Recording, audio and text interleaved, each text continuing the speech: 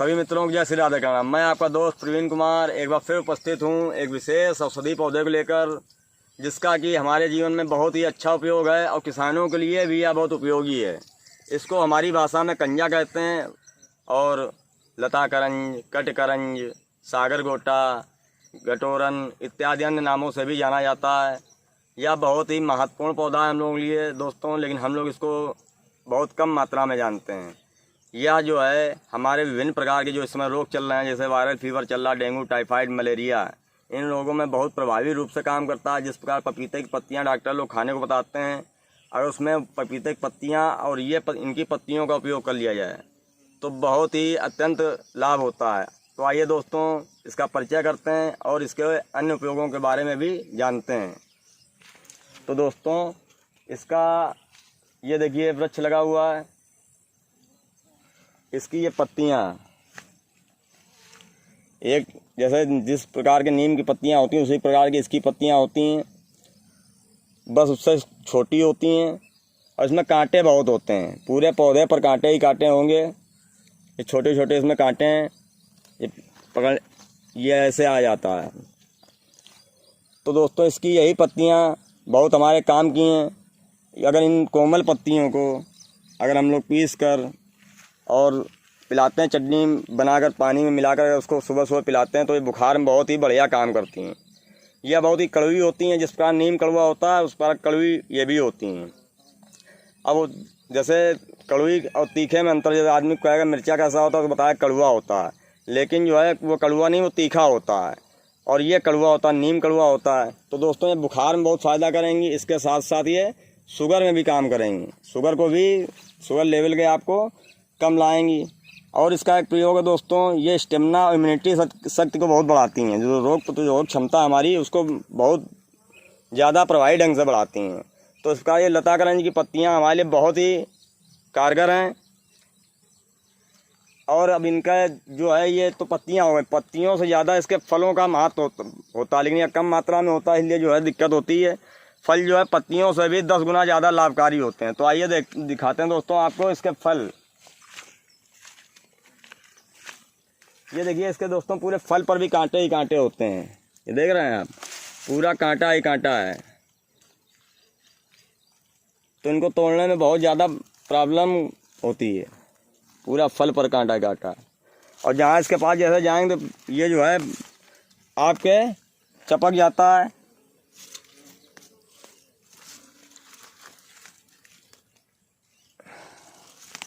बहुत कांटे होते दोस्तों इस पर। तो इसका फल जो दोस्तों इससे पत्तियों से भी ज़्यादा लाभकारी होता है। इसके जो है कच्चे फल आपको मैं दिखाता हूँ, इस प्रकार होते हैं। ये देखिए जिस प्रकार हमारे अंडकोश का साइज होता है उसी प्रकार से ये इसके फल होते हैं। एक फल में 2 बीज, 1 बीज भी निकलता है और किसी किसी में 3 बीज भी निकल आते हैं। तो ये दोस्तों देखिए अंडकोश के आकार का ही होता है फल इसका। ये दोस्तों जो है इसके फलों को और इसकी पत्तियों को, कोमल पत्तियों को अगर हम जो है पीस कर चटनी की भांति अपने अंडकोश पर लगाते हैं, जो अंडवृद्धि हो गई है, इसको हाइड्रोसिल कहते हैं, सुबह और शाम दोनों टाइम लगाते हैं। जब सुबह लगा लिया और उसको बांध लिया किसी चीज़ से और फिर शाम को उसको खोल के शाम को दूसरा बांध लिया, तो ऐसा हफ्ता खांड करते हैं। तो जो है दोस्तों ये जो अंडवृद्धि हो गई होती है हम लोगों की, उसको नॉर्मल करता है। ये देख लीजिए, पहचान लीजिए दोस्तों, इसकी पत्तियाँ, ये फल थोड़ा, इसकी ये पत्तियाँ पीस कर जो है वहाँ लेपित करने से अंडकोश में काफ़ी आराम मिलता है। जो उसमें पानी भर जाता है उसमें काफ़ी आराम होता है। ये शरीर में हमारे कहीं भी पानी भर गया हो तो उसको निकालने में इसकी पौधे का अति महत्वपूर्ण योगदान है। कहीं पे सूजन हो जाती है, पैरों में पानी आ जाता है, हाइड्रो कहीं पानी भर गया तो उसमें ये पत्तियाँ बहुत ही अच्छा कार्य करती हैं दोस्तों। तो दोस्तों ये इसका कच्चा फल आपने देख लिया। अब इसके पके फलों को आपको दिखाता हूँ। ये देख लीजिए इसके पके फल इस प्रकार स्लेटी कलर के इसके फल हो जाते हैं पकने के बाद में। इनका तेल निकाल लिया जाता है, जो कि बुखार में आपकी इम्यूनिटी वर्धक होता है, शुगर में भी काम करेगा, स्टेमिना भी बढ़ाएगा, सब काम इसका तेल करता है।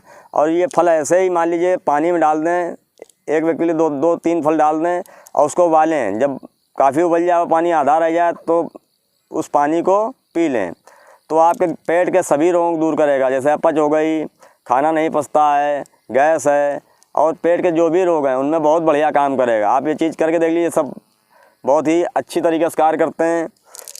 तो दोस्तों ये कंचे के समान होता है, देख लीजिए। इनको निकालने में बहुत ज़्यादा दिक्कत होती है क्योंकि कांटे होते हैं ऊपर आवरण के।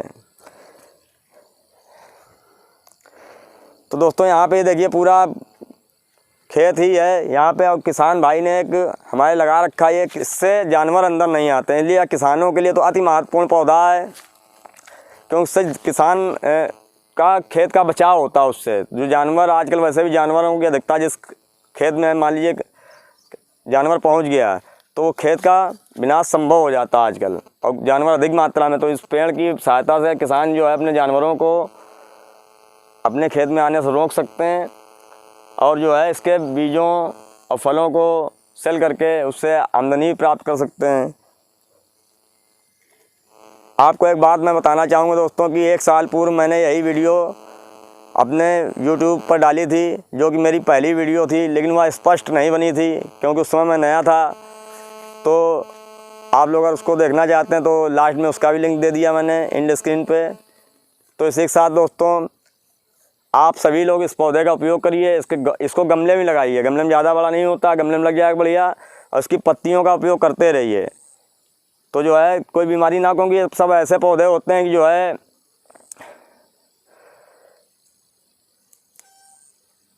नुकसानदायक नहीं होते हैं। कुछ पौधे बहुत ज़्यादा औषधीय कारणों से बहुत ज़्यादा, तो उनकी मात्रा का जो प्रयोग होता है वो जो है हमें वैद्य से पूछ के करना चाहिए। अकौड़ा हो गया और धतूरा हो गई, ये बहुत इनके औषधीय गुण बहुत ज़्यादा मात्रा में होते हैं, तो उनका जो है हमें किसी निर्देशानुसार ही पालन करना चाहिए। लेकिन ये सब जैसे तुलसी हो गई, अब नीम हो गई, ये हो गया, तो इनसे कोई गिलोय हो गई, ये सब ऐसी औषधियाँ नहीं हैं कि इनसे कोई नुकसान हो, लेकिन ज़्यादा मात्रा में नहीं लेना चाहिए। बस ये तो वैसे भी कड़वा होता है, आप खा ही नहीं पाएंगे ज़्यादा मात्रा में, तो नुकसान कोई बात ही नहीं। तो दोस्तों इसको अपने गमले में लगाएं और इन सब देसी औषधीय चीज़ों का प्रयोग करके स्वस्थ रहें। धन्यवाद।